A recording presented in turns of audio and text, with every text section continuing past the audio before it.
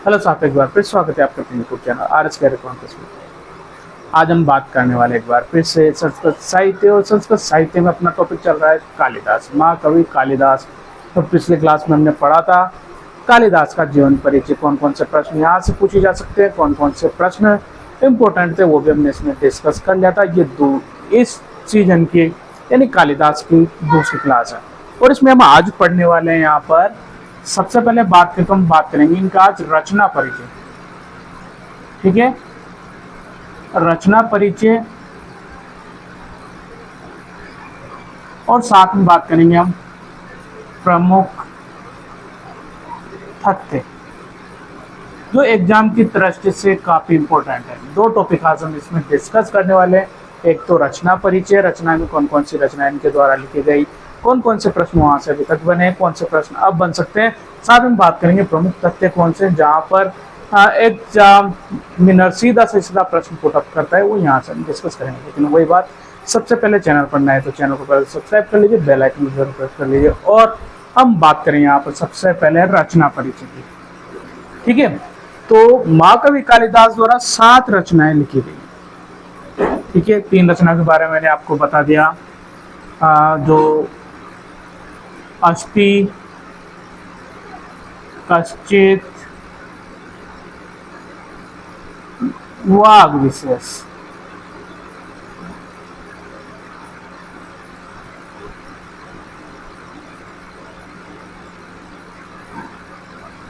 यहाँ से 3 रचनाएं महाकवि कालिदास ने लिखी थी, उनके बारे में पिछली क्लास में डिस्कस कर चुके हैं। अब बात कर लेते हैं यहाँ पर टोटल 7 रचनाएं महाकवि कालिदास द्वारा लिखी गई है। पहले बात करें तो 2 महाकाव्य आ जाते हैं। 2 क्या जाते हैं? महाकाव्य। 2 महाकाव्य। पहला महाकाव्य रघुवंशम, और इसी में दूसरा जो महाकाव्य इनका वो आता है कुमार संभवम।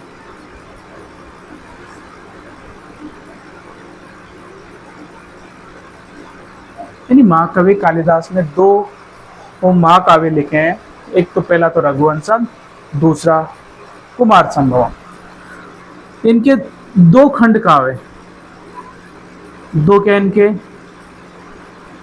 खंड काव्य, 2 महाकाव्य, 2 खंड काव्य ने लिखे। पहले बात करें तो हम मेघदूत, इसको हम गीति काव्य भी कहता है। ठीक है, दूसरा है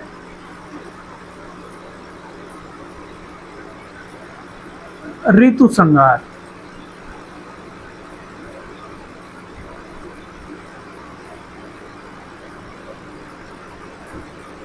या 6 ऋतुओं का वर्णन इन्होंने इसका महाकाव्य में किया है।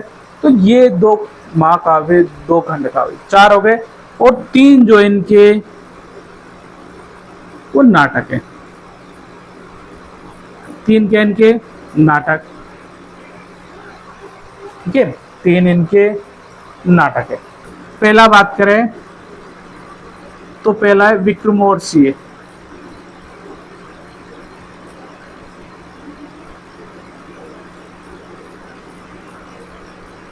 दूसरा है मालविकाग्निमित्रम,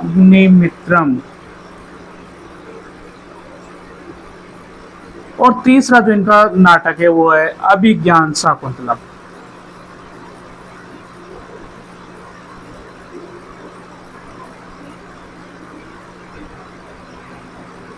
ठीक है, तो इनके 2 तो महाकाव्य, 2 खंड काव्य और 3 नाटक है। ये विक्रमोर्वशीयम यहाँ पर आपको एक त्रोटक है। ठीक है, त्रोटक श्रेणी का है, ध्यान रखना थोड़ा सा।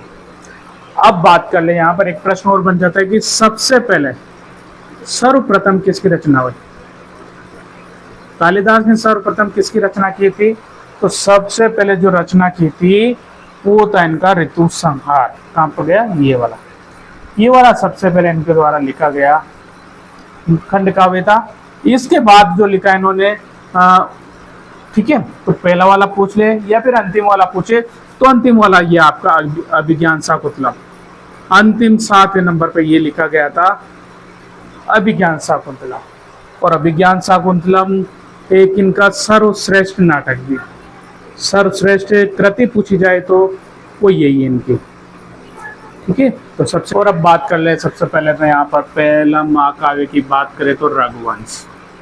ठीक है, और रघुवंश का जो मंगलाचरण है वो इस प्रकार है। वागर्तावि संप्रक्तो वागर प्रतिपत्ते जगत पितरो वंदे पार्वती पार्वती परमेश्वर, यानी शिव और पार्वती दोनों की वंदना यहाँ पर की गई है। तो जो मंगलाचरण है उसमें शिव पार्वती का वर्णन यहाँ पर कालिदास ने प्रारंभ में किया है। इससे आपको लग सकता है कि यहाँ पर जो है इष्ट देव कौन से बताए थे मैंने आपको, शिव। तो शिव यहाँ पर शिव और पार्वती का वर्णन यहाँ पर मंगलाचरण में किया है रघुवंश के। और रघुवंश की बात करें तो यहाँ पर टोटल सर्ग कितने, 19 सर्ग। टोटल सर्ग कितने, 19 सर्ग। रघुवंश का नायक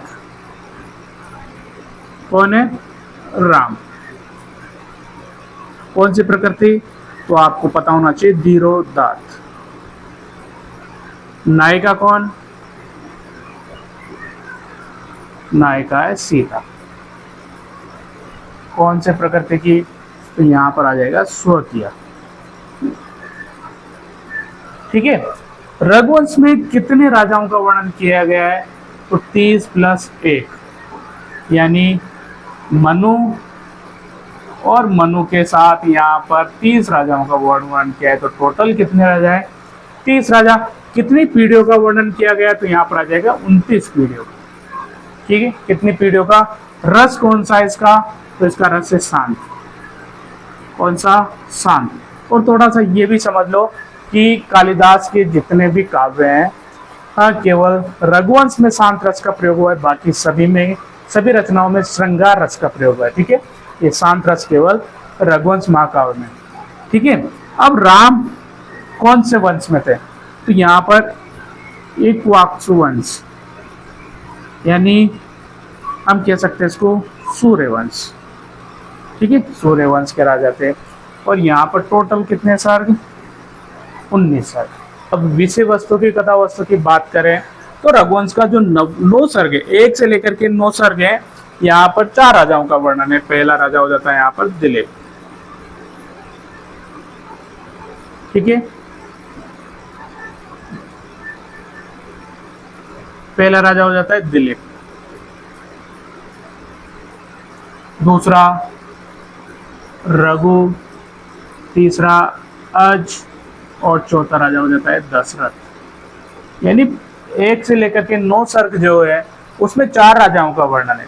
दिलीप, राजा रघु, अज और दशरथ, इन 4 राजाओं का वर्णन। रघु को संवाद जो है आपको, ठीक है, यहाँ पर दिलीप की गो सेवा का जो वर्णन है वो मिलता है आपको द्वितीय अध्याय, द्वितीय सर्ग में यहाँ पर मिल जाएगा। और बात करें 10 से 15, तो 10 से 15 में आपको एक राजा का वर्णन मिलेगा, वो है राम।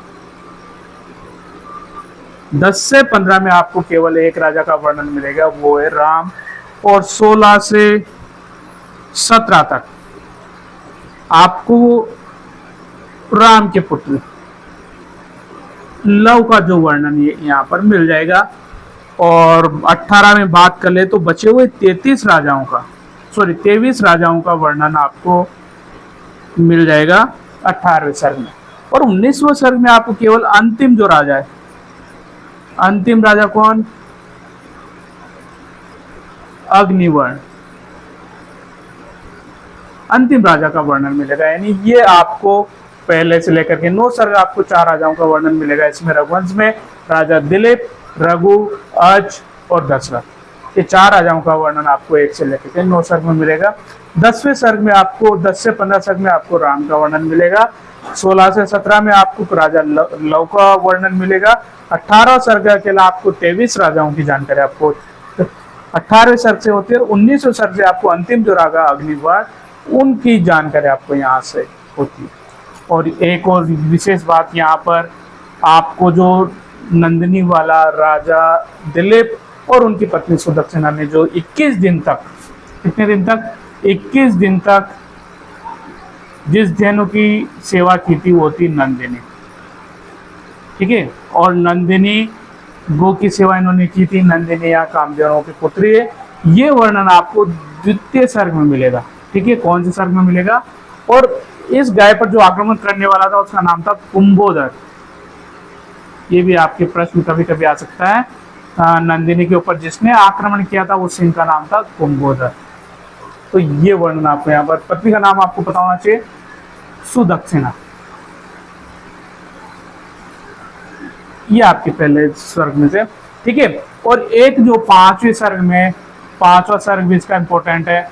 वो इसलिए इंपॉर्टेंट है क्योंकि यहाँ पर रघु और कोच का संवाद है। रघु और कोच का संवाद आपको यहाँ पर मिलेगा। रघु कोच संवाद आपको 5 सर्ग में देखने को मिलता है। छठा सर्ग इंपॉर्टेंट किस लिए? क्योंकि छठा सर्ग यहाँ पर बताता है आपको इंदुमती स्वयंवर।